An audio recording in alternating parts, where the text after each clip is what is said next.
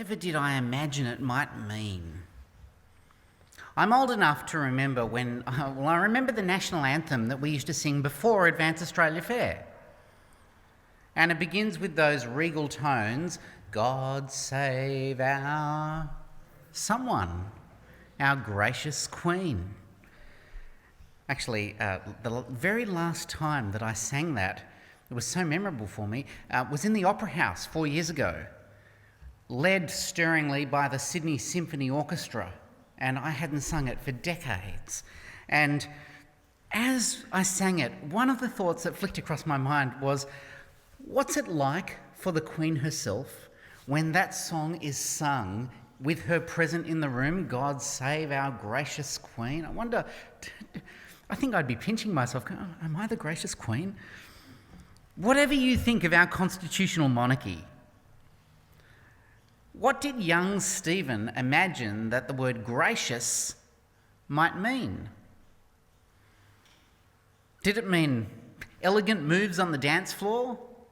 Or did it mean that she's the most amazing and stylish of hostesses at royal dinners? Did it mean that every time she meets someone new that she's a model of courtesy? I have no clue what young Stephen might have thought the word gracious might mean. But I do know that when you sing those words musically, it's a grand waltz, very slow in 3. God save our gracious Queen. When you sing that, the word gracious has nothing to do with dancing and nothing to do with courtesy and a little to do with, we'll get to it in just a moment. It's certainly not to do with how stylish the dinner parties are. It has to do with the Queen's high station. And then with the kindness and the bounteous blessings that are supposed to flow from her reign. That's what grace and graciousness is. And so, if that's the case, what happens in my day of distress? When I find myself in a day of distress, do I write her a letter and say, Queen, here's what's going on for me. I'm in this massive season of disorientation. And do I write a letter pouring out my grief and pleading for her to intervene? Because she's the gracious Queen. Actually, that would be kind of bizarre. Which leads to the bigger question.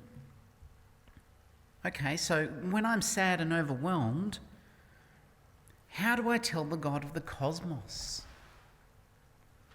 When I'm distressed, how do I process that distress frankly and candidly before him? And the reason that I've posed the question that way is that that's exactly what David does in this precious psalm. Psalm 86 is like a royal letter addressed to God, and David pours out his distress, pleading for grace. He says, O Lord, hear my cry. O God of grace, be gracious to me. That's the core of the prayer. This psalm is intensely personal. There is zero pretending. David is simply open and vulnerable. He's candid, he's disarmed, he's even tender. You can tell that his distress is acute. And as he looks at himself, yes, he may be the king, but he realises, despite being the king, he has nowhere near the resources that he needs to face the present challenge. It's not quite a cry of desolation, but it's certainly a cry of humble supplication. I'll read from verse 1, a prayer of David. Hear, O Lord, and answer me, for I am poor and needy. Guard my life, for I am devoted to you. You are my God. Save your servant who trusts in you. Have mercy on me, O Lord, for I call to you all day long. Bring joy to your servant, for to you, O Lord, I lift up my soul. And even just in those introductory 4 verses, do you notice how many times he boldly pours out not just, here's my request, God, but also, and here's my reason. He gives his reasons, often introduced by the word for. So verse 1, what's his reason? I am poor and needy. Verse 2, what's his reason? I am devoted to you. Also, you are my God. That's another reason. I trust in you. Verse 3, I call to you all day long. Verse 4, to you I lift up my soul. He really is very, very bold. He has no doubt whatsoever about his own status before God Most High. Now, we have no particular clue about the circumstances that provoked him to write this psalm other than what he puts in verse 14. Clearly, he's fleeing from real enemies and he is intensely aware that he does not have the resources to meet the challenge. He feels stripped of all his defences, his earthly defences, but still he has his best and strongest protector to call upon. And so he prays with urgency and confidence, O Lord, you are my God, I am your servant. Protect me, be gracious to me. Defend me and sustain me. Now the thing is, you and I are not King David. So, what right do we have to cry out to God with anything like this astonishing confidence? There's a beautiful answer to that, and I've chosen this morning to go to Hebrews, in Hebrews chapter 10. Therefore, since we have confidence to enter the most holy place, why? How? By the blood of Jesus. And the writer goes on in verse 22, let us draw near to God in full assurance of faith. Do you know, God never promises to attend to the prayers of just anyone and everyone. He may, but he never promises it. But he does promise to attend to the prayers of those who belong to Christ, great David's greatest son. And so, if you belong to Christ, we share his status in the heavenly throne room, and we too can pray with boldness and confidence, knowing that the Lord loves to hear our prayers. David follows up in verse 5 with an even stronger reason to pray with confidence. He appeals to God's own character. I was on a retreat, I'm pretty sure it was 12 years ago, 2009, and on this retreat I was given this solo exercise to try out. I was given a page of questions actually and told, go off for half an hour and reflect on these questions. And I distinctly remember one of them said,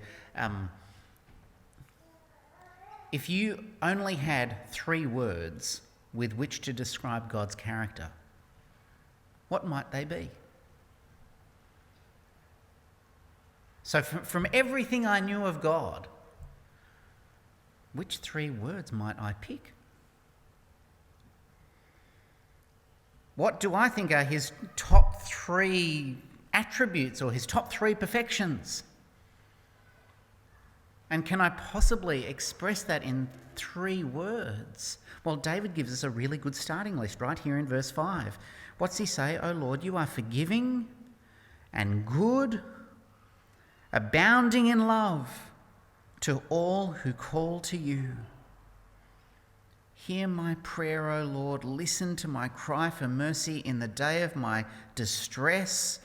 I will call to you, for you will answer me. Again, we don't really know what caused this particular day of distress, though actually I think that's very helpful.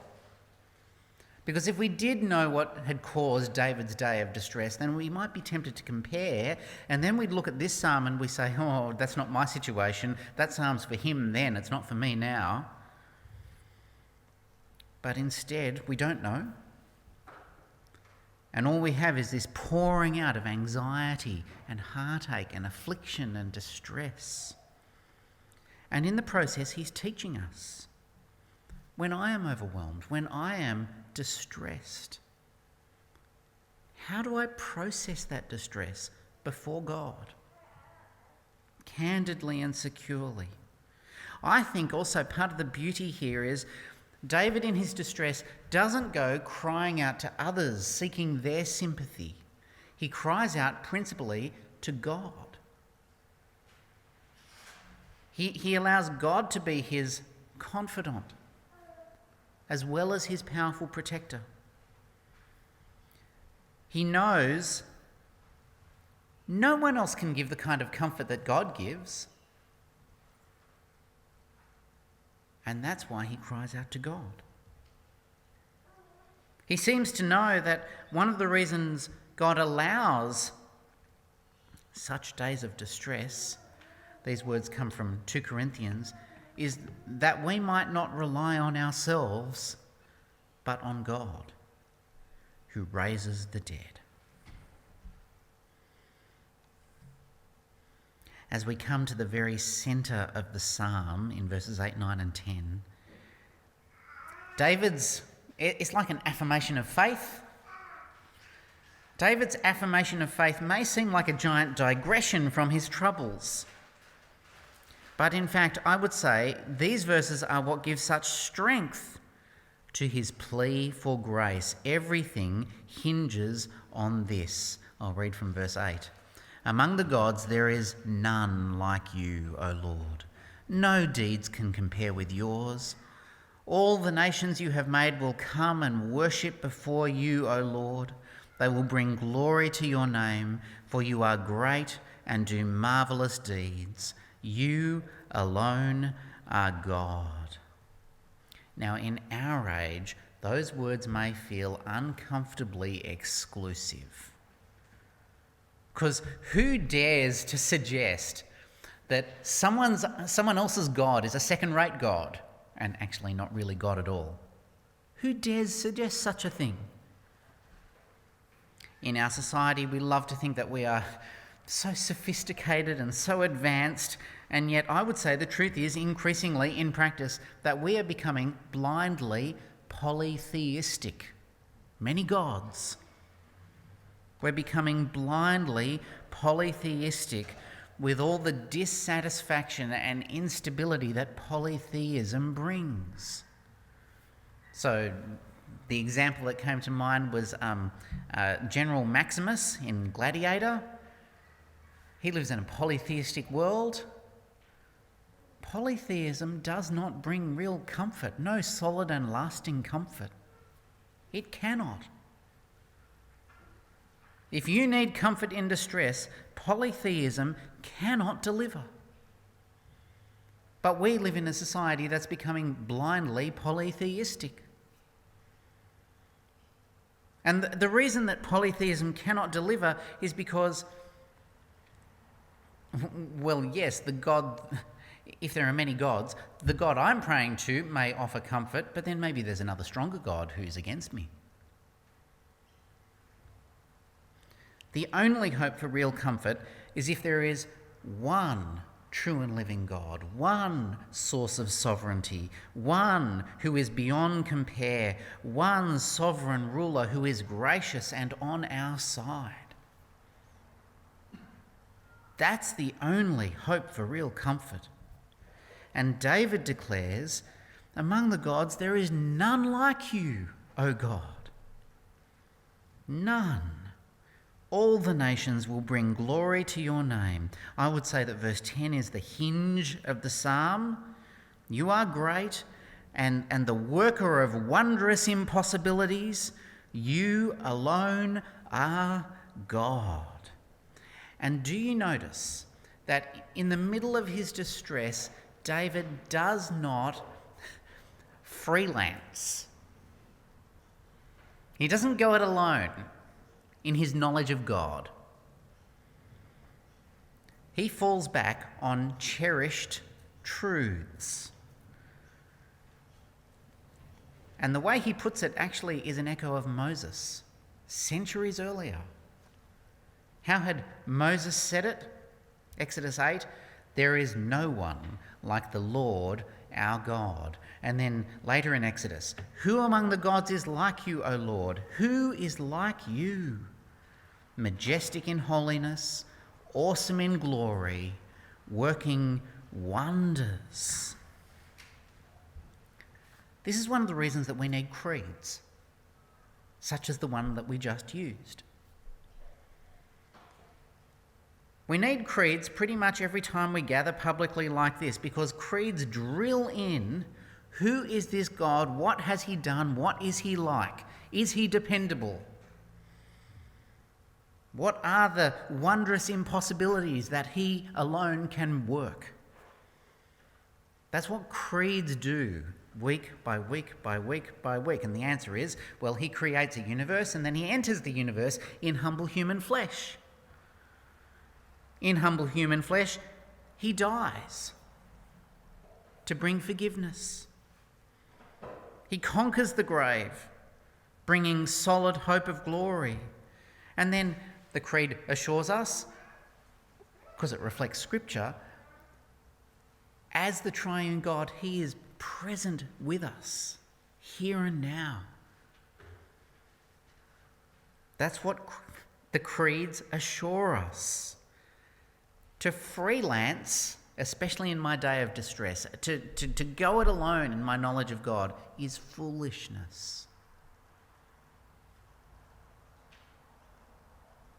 David models for us that in his day of distress he falls back on these known and cherished truths about God the Lord.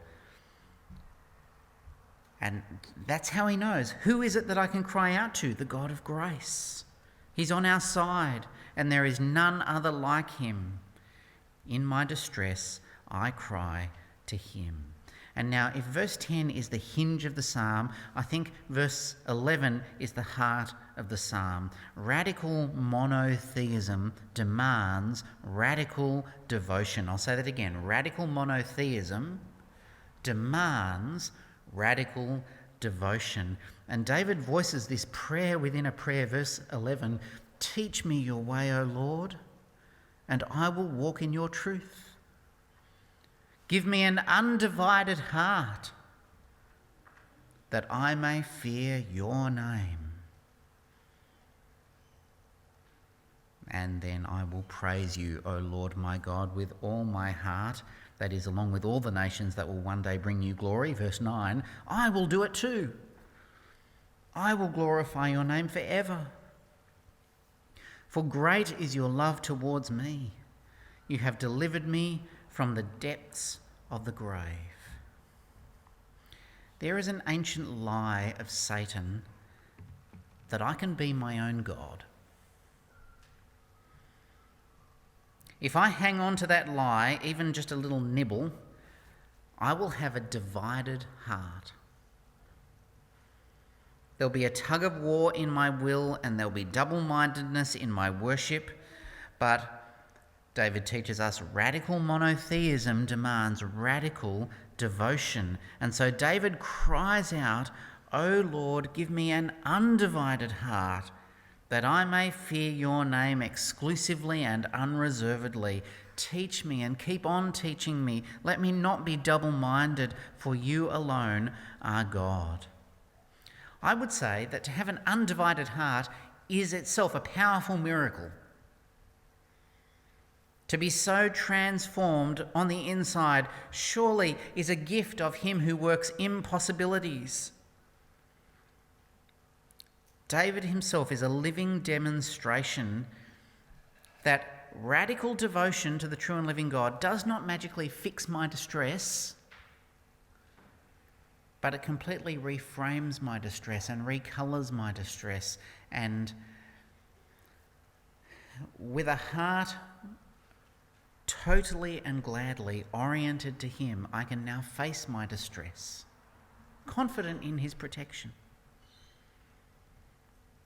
How many times have I sat with a family in deep, deep distress and they've asked me to pray? It's one of the precious things that I get to do from time to time. And they've asked me to pray for them. What do I do? Normally, I'll read from a psalm, such as this one.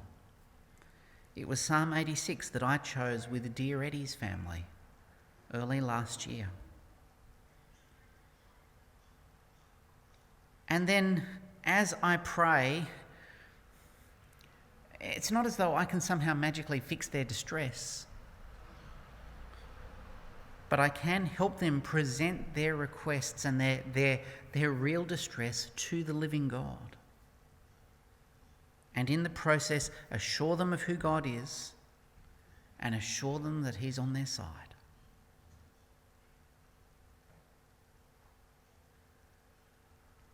As David wraps up this prayer, it's obvious that his distress is not over. Once again, with zero pretending, he cries out, "O Lord, hear my voice, turn to me." And verse 16, "Be gracious to me, have mercy on me." The trouble is not over, but already he has been changed. He has been profoundly comforted, as he puts it at the end of verse 17. One writer calls this psalm a psalm of disorientation. A psalm of disorientation.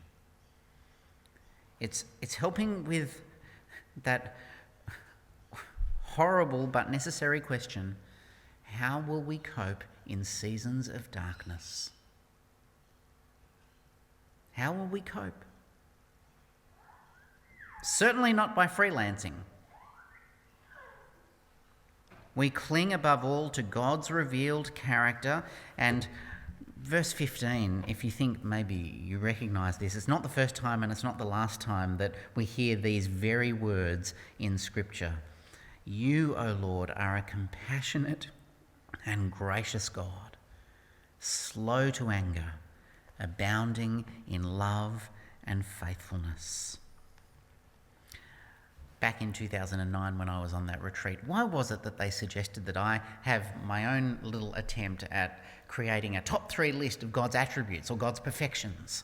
As I was thinking about this, it's kind of like a Netflix ad, and here are the 3 words that describe this show. What are the 3 words that describe God? Why did they do that? Because they knew one way or another seasons of disorientation would come my way. I could not possibly have imagined what those might be. But they knew that seasons of disorientation would come my way, and I would desperately, desperately need a firm anchor for my own soul.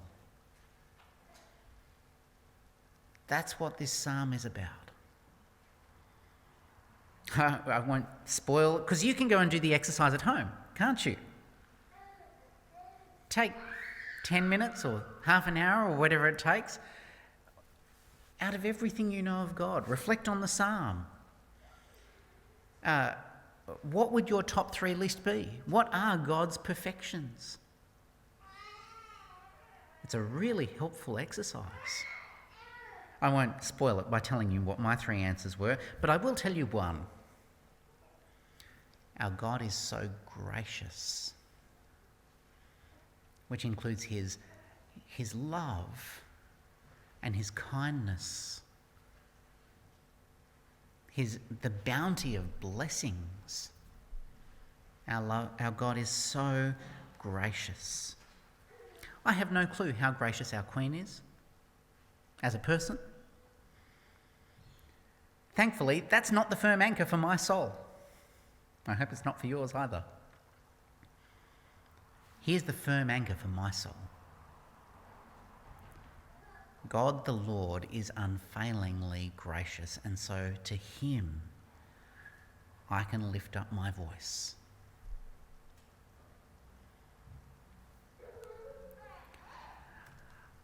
Just every now and then, I think, as I'm preparing to preach, there's a song which really needs to be sung, and I think I need to sing it. So I've got a guitar, and Bronte's going to grab a microphone, and we are going to sing a duet. You'll understand why in just a moment.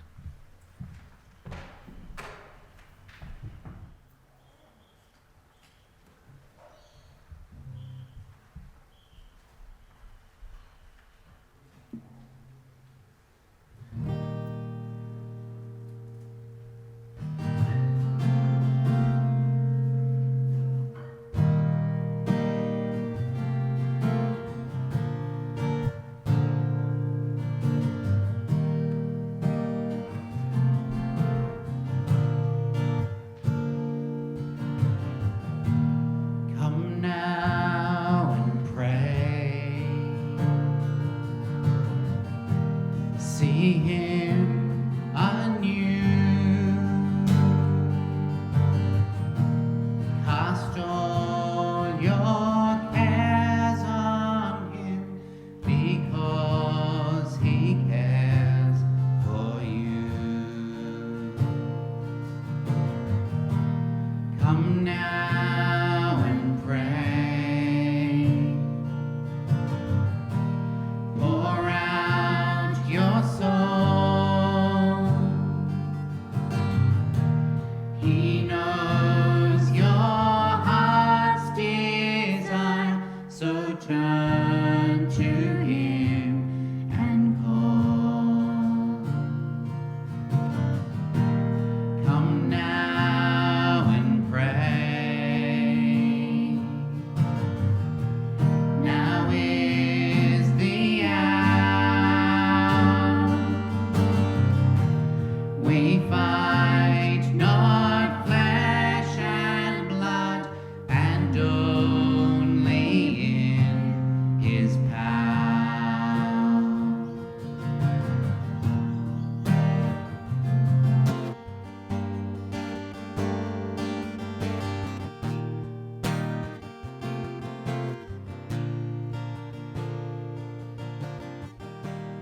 Come now and pray.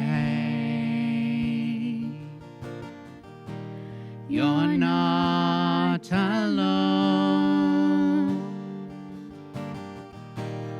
All heaven is silent as he listens from his throne.